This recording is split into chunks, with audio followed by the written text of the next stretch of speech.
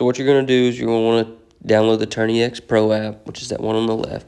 A lot of the kayak tournaments use that. You can use Fishing Chaos for some, but most kayak tournaments use the TourneyX Pro app. So what we're going to do is we'll click on that, open it up to the dashboard, and you'll see what we have here.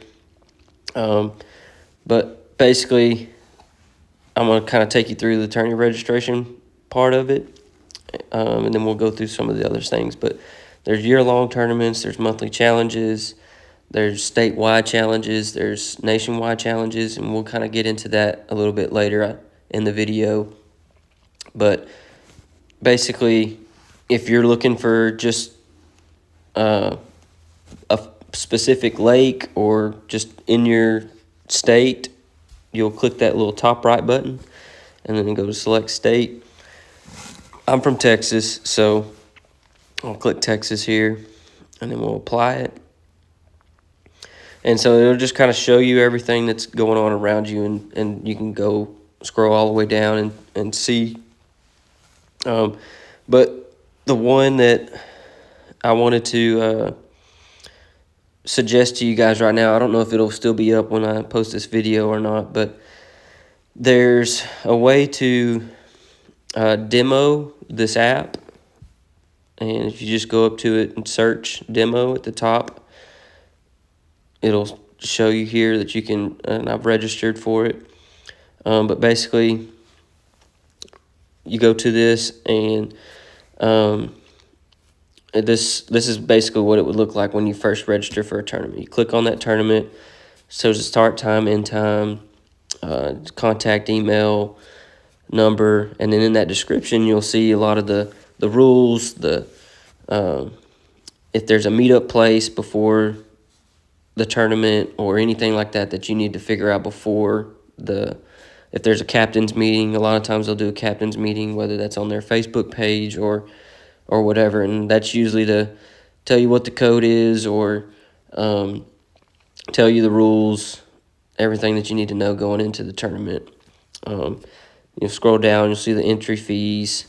This one's free, so if you're looking to practice, this is a great way to do that. But yeah, and then it just tells you the fish type, making sure that that's the type of fish that you're fishing for and that you can get. But we'll go back and we'll look at some of the other things. Once you've registered, you'll have an identifier. And so once you do that, you just go to the top right there, click identifiers, click on your tournament, and this identifier is B3T1. So a lot of this is solely based off of this. Like anything you want to try to do in the kayak fishing tournament, catch, photo, release, this is very important. So you get this number and these letters and numbers the night before the tournament. So wipes out anybody cheating the night before, the day before, or taking a photo earlier in the month and uploading it to their phone, so you don't have to worry about that. That's one of the best ways that they keep people from cheating.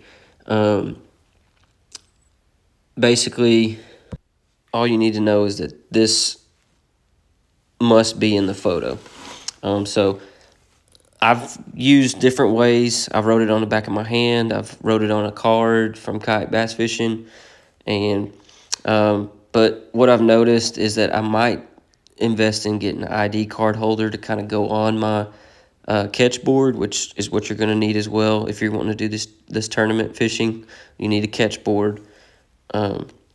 But they come with a card holder, and I would recommend getting that because then you don't have to worry about is the card in the picture, is it not in the picture, because sometimes when you're focusing on trying to take a picture, hold the fish might flop off. A little pro tip for that is make sure you dip if it's a hot day, make sure you dip that board in the water, just to kind of cool it off so the fish doesn't flop off.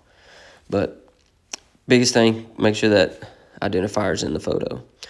So what I'm going to do is I'm going to go ahead and kind of show you how to submit a catch, and make sure your hand placement's right. Bad photo of this because I don't have the identifier code on there. But anyways, the biggest deal is make sure that you don't touch the tail or the mouth or the eyes, and the mouth has to be closed. So if the mouth was open like it was at the beginning of this video, when I was starting to take it, I had to make sure it was closed.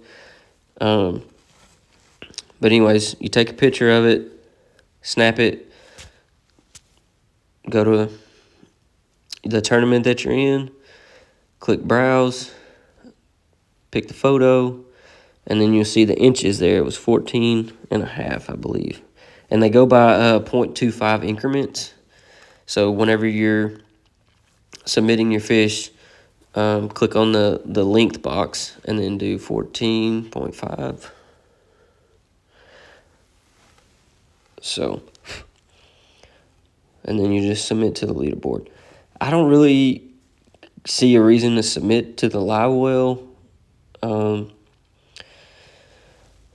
just because that photo automatically goes to your gallery. So you'll always be able to upload it to the app. Anyways, there it goes. Got that submitted.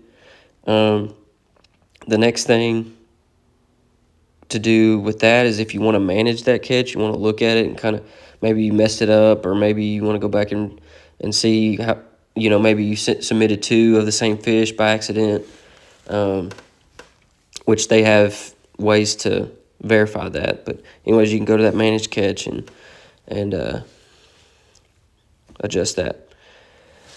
But big thing too here on check in and check out, that's for the tournament administrators. Make sure you check in for your tournament. That's how you do it up there on the top left. And then make sure you check out so that they know that you are off the water. But that's going to do it for the TourneyX app. Hope you guys learned something. Till next time, stay yakking. So I didn't get to fully talk about it in the screen recording that I had, because it was limited time. But basically, I just wanted to follow up with that, what I mentioned about being able to do the statewide and nationwide tournaments. So basically what that does is when your phone takes, you got to make sure you have the GPS turned on, because if you submit a fish and it's not showing that you were at a lake or at the lake that you were supposed to be at, it'll omit your submitted fish. So make sure your GPS is turned on when you're taking photos, just because that makes sure that nobody's cheating. Kind of like basically having the identifier code on there. And then a lot of times they're getting to where they make it specific for each person. So there's no way to cheat that way. Can't give a fish to someone else.